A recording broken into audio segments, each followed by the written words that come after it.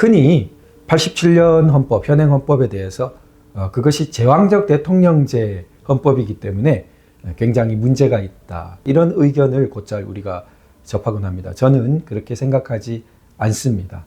반대로 오히려 87년 헌법은 제왕적 국회가 탄생할 수 있는 여러 가지 좀 빈틈이 있었는데, 이것을 최극대한 악용하면서 이재명 민주당 체제가 작금의 그 사태를 만드는 상당한 선행 맥락을 이루었다, 이렇게 생각됩니다.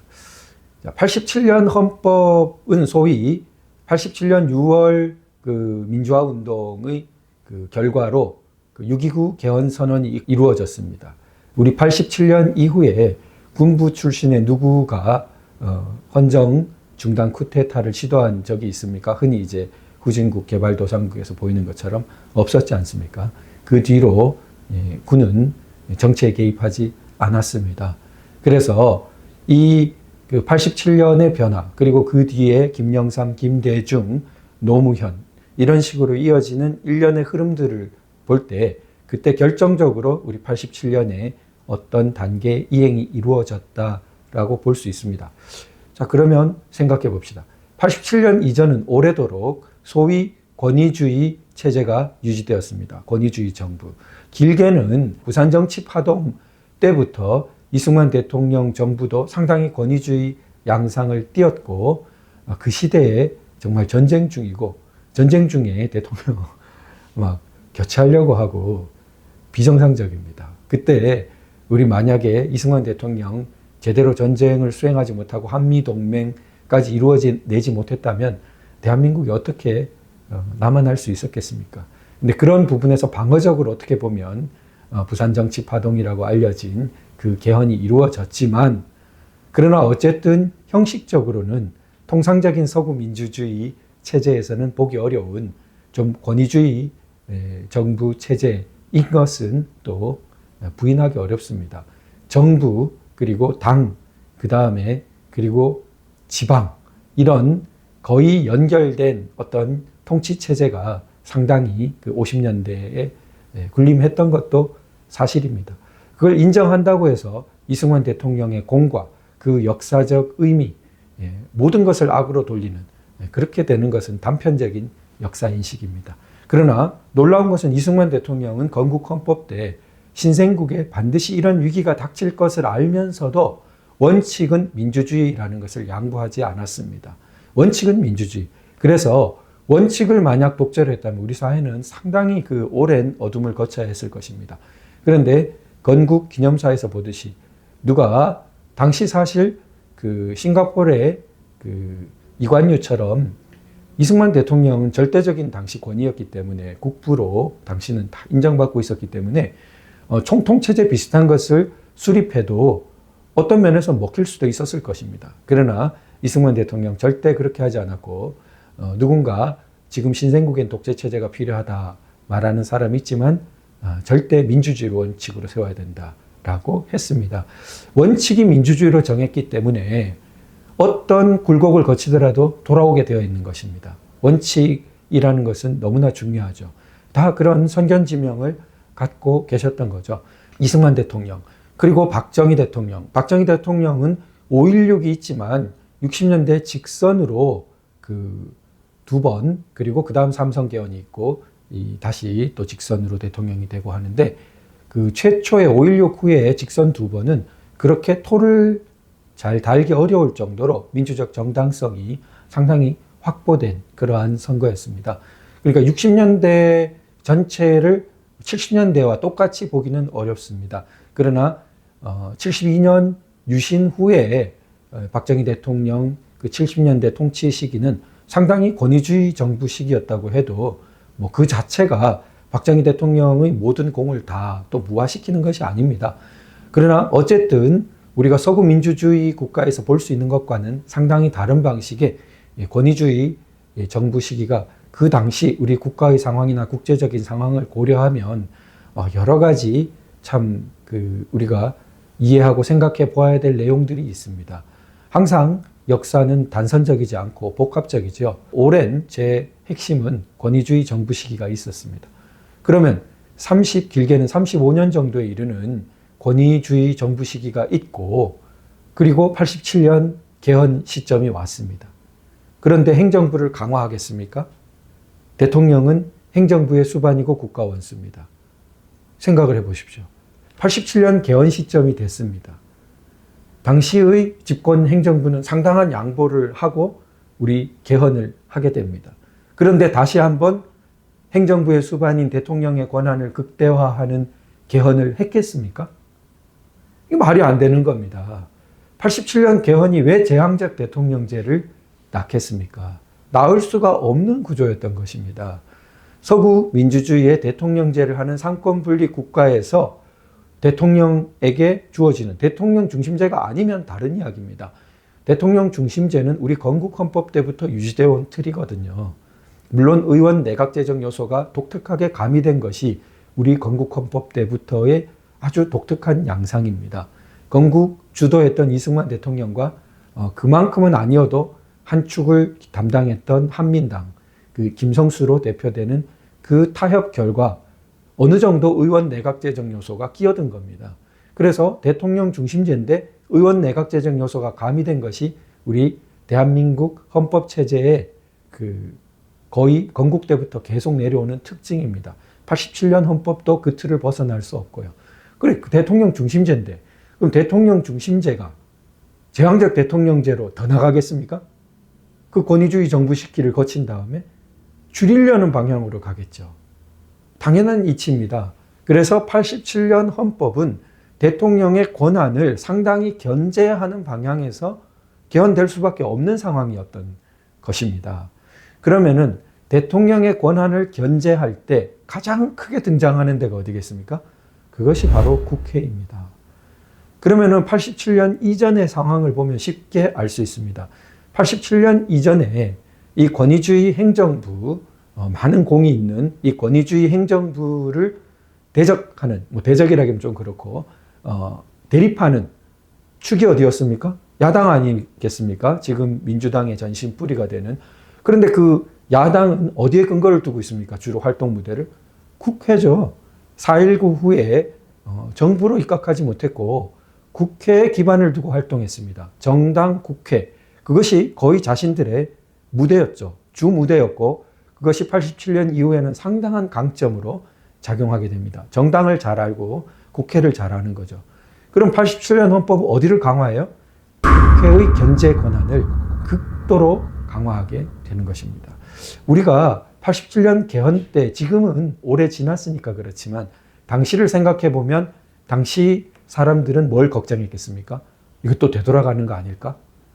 걱정하지 않을 수 없겠죠. 그러면 되돌아가지 않기 위해서 어떤 부분을 강화해야겠다고 생각하겠습니까?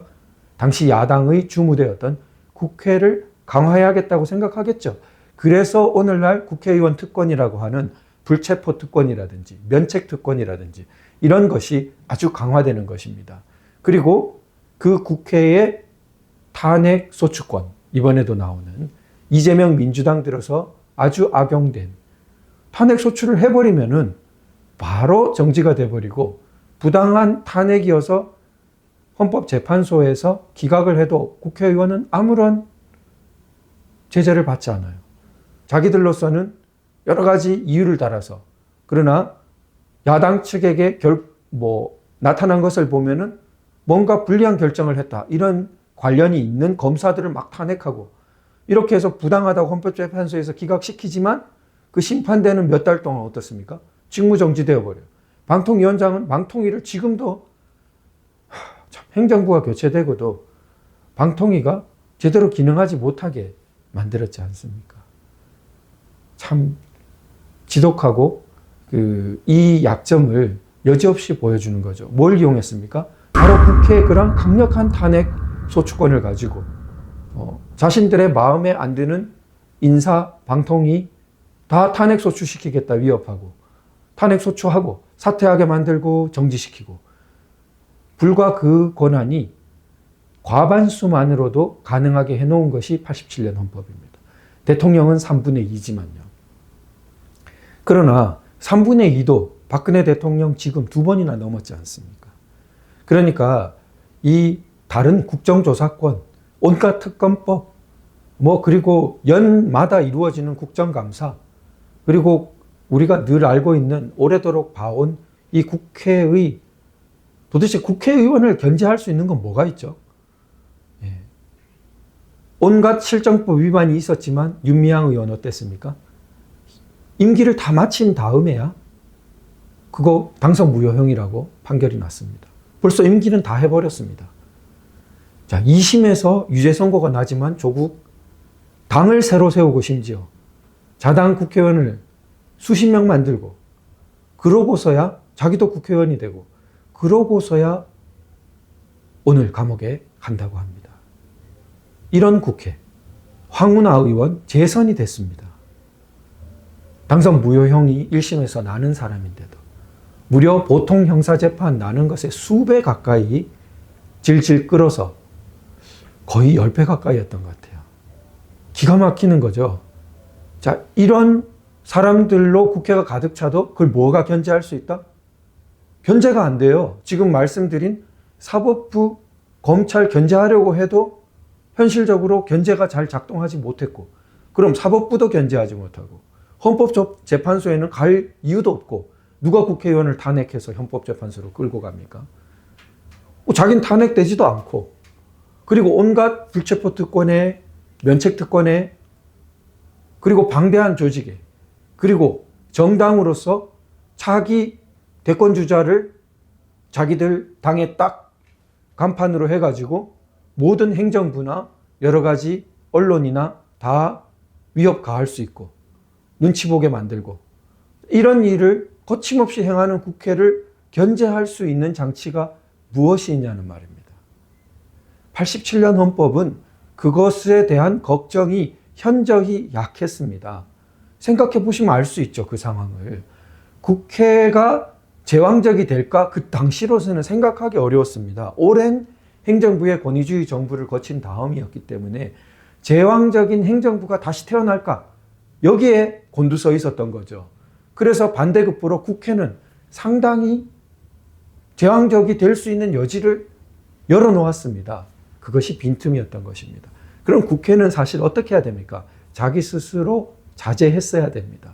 자기 스스로 자제해서 자기가 제왕적이 되지 않게 했어야 되는데, 곧 87년 후에 약 10몇 년이 흐른 뒤부터 이 조짐이 나타나기 시작했고, 자, 한번 노무현 대통령 탄핵 때도 무리했고, 그리고 그 뒤로 점점 이제 강화되어서 이 수년간은 극대치를 보였던 거죠.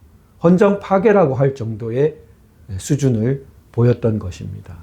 자, 이러한 그 87년 헌법이 어떻게 제왕적 대통령제 헌법이라고 할 수 있겠습니까? 물론 그 제왕적 대통령 그런 요소가 87년 헌법에는 절대 나타날 수 없다. 그건 아닙니다. 왜냐하면 우리가 이제 삼권 분립이라고 하지 않습니까? 그럼 이제 권력 분립은 서로 견제와 균형이 돼야 되는데, 언제나 어느 한 그 부가, 그것이 행정부든 입법부든 사법부든 대표적으로 어느 한 부가 자신에게 정당한 어떤 권한 정도를 넘어서서 그렇게 행사할 여지는 형식적으로는 삼권 분립 체제에는 언제나 있는 것입니다.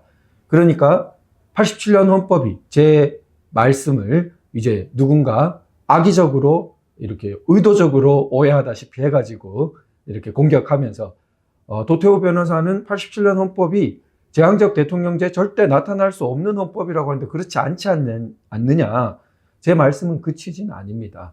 그러니까 87년 헌법 개헌에서 제왕적 대통령제 방향으로 강화할 필요가 전혀 없었고, 오히려 87년 헌법의 결단은 대체로는 행정부를 상당히 견제하려는 그 의도나 방향이 클 수밖에 없었다는 맥락을 설명드리는 거예요.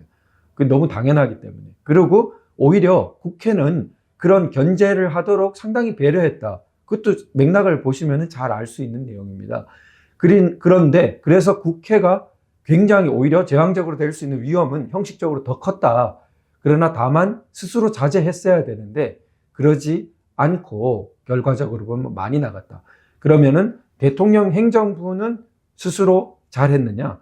그거는 또 각 행정부마다 여러 가지 복잡하게 평가가 필요하고 평가가 필요합니다. 그리고 우리 대통령 중심제에서 형식적으로는 언제나 대통령의 행정부도 권한의 남용이나 어떤 소위 제왕적이라고 부르는 그런 요소로 선을 넘을 수 있는 그런 부분이 있죠.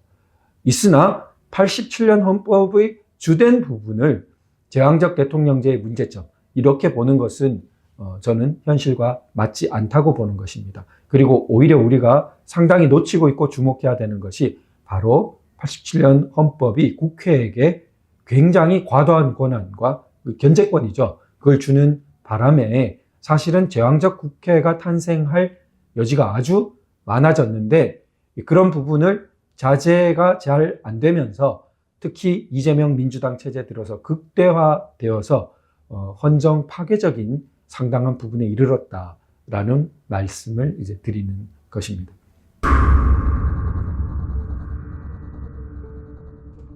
(87년) 헌법은 좌파 헌법이다, 이런 말씀을 또 주변에서 듣습니다. 흔히 전체적으로 나오는 말씀들은 아닌데 드물지 않게 아마 들어보신 분 있으실 거라고 생각됩니다. 이제 요점은 권위주의 정부 시기의 헌법 체제가 더 유지되었어야 하고, 우리나라는 사실 어느 정도 그런 부분이 확보돼야 되는데 87년 헌법으로 인해서 나라의 구분이 쇠하기 시작했다. 그것이 이제 소위 좌파가 득세하는 그러한 헌법 구조이기 때문이다. 그런 큰 틀의 내용이라고 볼 수 있겠습니다. 근데 우리가 이제 좀 생각해 봐야 되는 것은 헌법 내용 자체하고 헌법의 운용하고를 좀 구분해야 됩니다. 예를 들어 라이터를 잘 쓰면은 촛불을 켜는데 이렇게 붙이고, 또 우리가 꼭 필요한 것을 소각할 때도 이렇게 불을 붙이고 그렇게 되지 않겠습니까? 그러나 잘못 쓰면 어떻게 됩니까? 멀쩡한 물건이나 집을 태우는데 악용되고, 잘 쓰느냐의 문제가 있지 않습니까? 그러니까 헌법도 마찬가지입니다. 어떤 헌법은 구조적으로 잘못되었다, 그런 헌법이 있을 수도 있죠. 그런 것은 이제 그 자체로도 문제를 제기할 수 있겠죠. 그런데 우리 경우에는 헌법의 내용보다는 헌법의 운용적인 측면이 아닌가 생각됩니다. 제가 생각할 때 87년 헌법이 악용된 측면이 분명히 있지만, 그것은 늘 이 자유민주주의 체제를 이용해서 자유민주주의 체제를 전복하려고 합니다. 좌익 세력이 원래 그렇죠. 민주주의가 가진 장점을 저들은 최대한 약점으로 활용하려고 하는 것이 19세기 이래 보편적인 좌익의 전술이었습니다. 우리 해방 때도 마찬가지고. 그러니까 형식적으로 민주주의가 더 높은 단계가 되면은 당연히 악용 여지가 더 커집니다.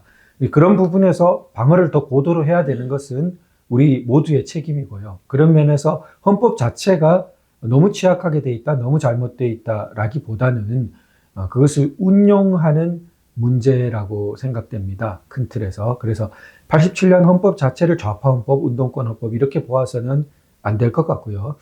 나아가서는 이승만 대통령이 부산정치파동 이후에 어느 정도 권위주의 체제를 유지했지만 다 폐기한 건 아니죠. 그래서 그것을 낮은 단계의 민주주의라고 그러니까 좀 전교조 영향이랄까요? 우리 역사를 그냥 독립운동, 민주화운동 이거로만 거의 전복적인 역사로, 그전엔 동학 이렇게 이해하는 흐름에서는, 아니 독재 대통령인데 무슨 낮은 단계의 민주화, 그리고 또 박정희 대통령에게도 낮은 단계의 민주화, 제가 민주주의 이야기하니까 무슨 민주주의를 거기다 쓰냐고 이제 거의 발작적인 이런 반응을 나타내는 경우가 있는데, 제 말은 제 혼자 말이 아니고 서울대에서 헌법을 가르치셨던 헌법학 교수셨던 최대건 교수님의 저서에 나오는 말입니다. 제가 아주 훌륭한 분석이라고 생각해서 이렇게 자주 인용하고요. 그분은 이제 헌법이 이렇게 발전적으로 전개하는 동적인 관점을 제시하셨습니다. 굉장히 훌륭한 관점이고, 그냥 그 얕은 헌법학 교과서에 잘 없는 내용이에요. 그러니까 우리 역사 시기를 건국과 호국 시기, 낮은 단계의 법치와 민주주의 시기, 그리고 87년 이후를 높은 단계의 법치와 민주주의 시기, 이렇게 구분하셨던 건데요. 즉 권위주의 정부 시기라는 것이 공산 전체주의, 나치 전체주의, 군국주의 전체주의와 비교해 볼 때 어떻습니까? 절대 그와 같지 않습니다. 그 시대에 횡행한 거의 일당 독재적인 강제 수용소로 대표되는 어떤 사법 질서의 전체적인 파괴, 이런 것들과 우리 이승만 대통령, 박정희 대통령, 전두환 대통령 시기는 다릅니다. 물론 일부의 정치적인 형사 재판 영역에서 충분히 독립적이었느냐? 그거 아니죠. 그러니까 권위주의 정부라고 하죠. 모든 언론에서 충분히 자유로웠느냐? 그건 아니죠. 그러니까 권위주의 정부를 하죠. 야당 활동이 충분히 자유로웠느냐? 그렇지 않죠. 그러니까 권위주의 정부라고 하는 겁니다. 그러나 야당이 없었습니까? 야당 활동을 전면적으로 못하게 했습니까? 언론을 전면적으로 탄압했습니까? 사법부가 전면적으로 로봇처럼 움직였습니까? 그렇지 않았던 것입니다. 제약이 있고 제한이 있었지만 자유민주주의의 골간이 되는 제도들이 성장해 갔던 것입니다. 그리고 제한되었지만 그 속에서 제한된 자유가 분명히 있었던 것입니다. 그런 측면을 낮은 단계의 법치와 민주주의, 그 시기는 뭐와 병행되었습니까? 우리나라의 근대화, 우리나라의 집중적인 비약적인 산업화, 이런 시기와 맞물렸던 것입니다. 이 두 개가 병행했던 거예요. 공존했고.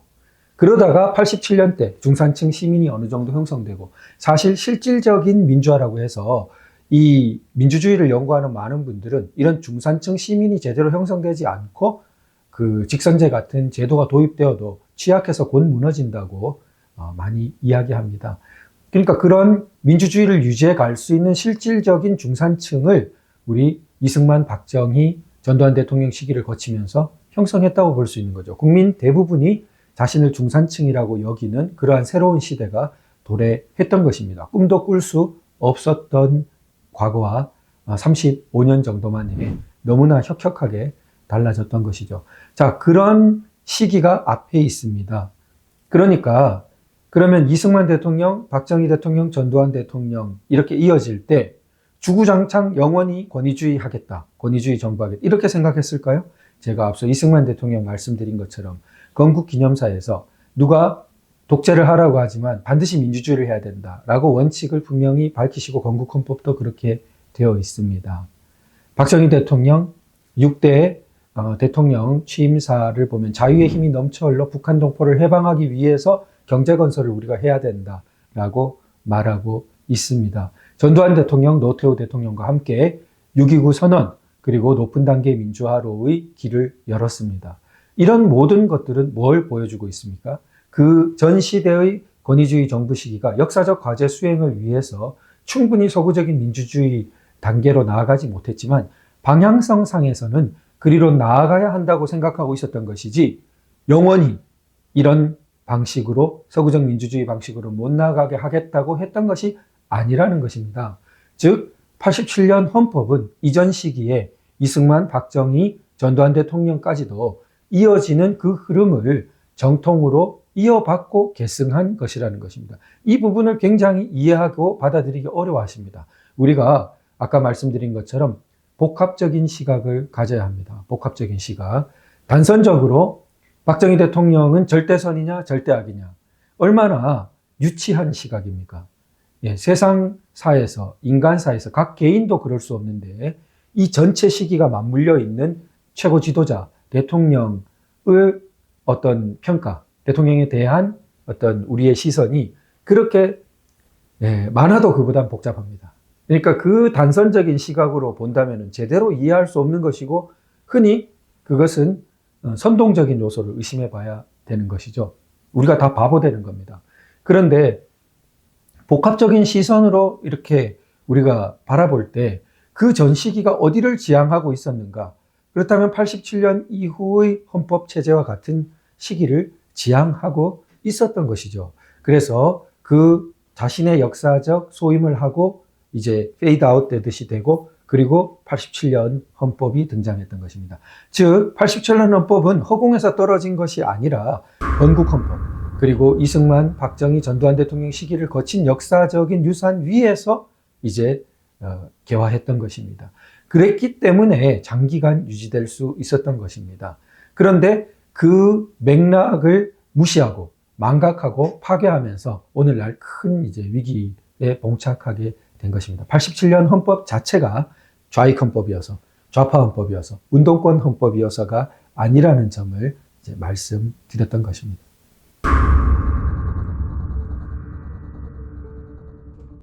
(87년) 헌법에 대한 오해에서 흔히 듣는 세 번째 것은 이제 좀 시간도 많이 지났고 오래되었으니까 개정할 때도 좀 되지 않았냐, 이런 이야기입니다. 이런 말이 툭 튀어나오는 것은 우리나라의 그 맥락과 관계되지 서구의 발전된 민주주의 체계에서는 조금 납득하기 어려운 말입니다. 미국은 장대한 그 역사를 지녔지만, 미국 신생 대륙의 그건데, 민주주의 역사로 보면, 근대 민주주의 역사로 보면, 특히 성문 헌법에 의한 민주주의로 보면 미국이 제일 오래됐죠. 그리고 대통령제 국가로도 제일 오래됐고, 물론 근대 자유민주주의 발전으로 보면 영국이 최고 이제 원조 국가라고 볼 수 있죠. 의회 민주주의를 발전시켰죠. 그런데 그 미국의 성문 헌법 체제에서 미국은 어떻습니까? 불과 20몇 개의 그 개정을 하고, 그 개정을 할 때에도 어떻습니까? 이 앞에 있는 원래의 헌법을 그대로 유지한 채 개정되는 조항을 뒤에 이렇게 부록처럼 덧붙이는 방식으로 해서 개정을 해나가고 있습니다. 얼마나 헌법을 무겁고 귀중하게 여기고 있는가를 볼 수 있는 거죠. 바로 이것이 성문헌법 국가의 원래 정신입니다. 그 원조국가 미국이 보여주듯이. 왜냐하면 헌법이라는 것은 나라를 세운 근본적인 이념이고 결단이고 통합의 원리입니다. 만약에 이거를 중요한 조항을 바꾼다는 것은 나라가 없어지고 새로 태어나는 것과 마찬가지입니다. 생각해 보십시오. 공화국이라고 했는데 갑자기 헌법 개정해가지고 군주국으로 바꿔요. 누가 앞으로 자기가 왕이라고 이제 해요. 이거 같은 나라입니까? 단 한 조항 바꿨습니다. 그렇지만 같은 나라라고 볼 수 있습니까? 그처럼 헌법은 무거운 것입니다. 그렇기 때문에 헌법이라는 것을 함부로 건드리는 것은 후진적인 것이에요. 그러나 아무것도 못 건드린다, 그건 물론 아닙니다. 그러나 건드릴 때, 개정할 때 그 어떤 이것이 갖고 있는 거대한 그 무거움을 인식하면서, 예를 들어 노예 해방. 그러니까 미국의 링컨, 우리 공화당 남북전쟁 거치면서 이제 헌법 개정 이런 부분이 이루어지지 않습니까?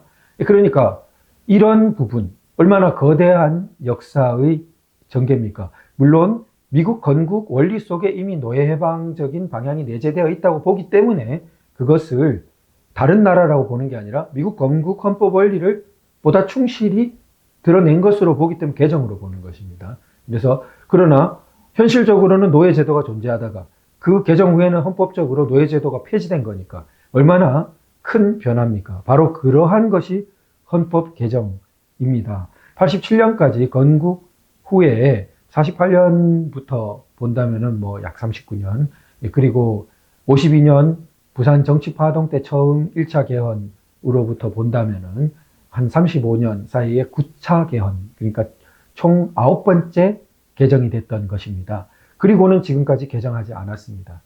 개정하지 않은 것이 정상입니까? 개정을 많이 했던 것이 오히려 좀 정상적인 것입니까?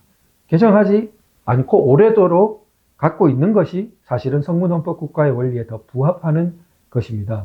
그러나 당시 신생국의 그 현실 속에서 우리가 여러 헌법 개정과 엎치락뒤치락이 있었던 그런 부분들을 우리의 역사로서 어떻게든 안을 수밖에 없습니다. 그 안에 들어있는 여러 가지 한 헌법 개정할 때마다 역사가 있는 것이죠. 그러나 자주 바뀌고 그걸 엎치락뒤치락을 전혀 우리가 정상적인 것으로 생각할 수 없고, 그러니까 한 35년 다시 지났으니까 87년부터 지금까지 34년이죠. 34년 지났으니까 바꿀 때도 됐네. 이건 아니라는 거죠. 예. 그러면 뭐 한 70년 지나면 반드시 바꿔야 됩니까? 그런 것이 아닙니다. 오래 갈수록 빛납니다. 이것은 마치 옛날 명품 바이올린 이런 것처럼 오래 갈수록 빛나는 것이 이 헌법입니다. 잘 운용해서 개정 없이 잘 이렇게 닦아서 잘 쓸 수 있는 것이 좋은 것인데, 자, 이거를 그래서 자꾸 이제 개정하자 이러면은 위험성이 뭐가 있냐? 개정하자 하는 말에는 두 종류가 있습니다. 자유민주주의 체제는 확고히 생각하면서 여러 가지 정부 형태, 특히 이제 정부 형태가 주로 문제됩니다. 우리 건국 때부터 대통령제와 의원 내각제적 요소가 어떤 면에서는 공존했기 때문에 의원 내각제를 강력히 주장하는 또 정치 세력이 있었고, 그래서 대통령제지만 의원 내각제 요소가 가미되어 있었기 때문에 그 부분을 더욱 강화해가지고 의원 내각제적 요소가 더 강화되는 방향, 뭐 혹은 요즘은 이제 대통령 중임제 가지고 많이 이야기하는데, 이런 부분이 있는 반면 또 다른 한 면은 뭐가 있겠습니까? 여러분 잘 아시듯이 체제를 변성하고 싶어 하는 겁니다.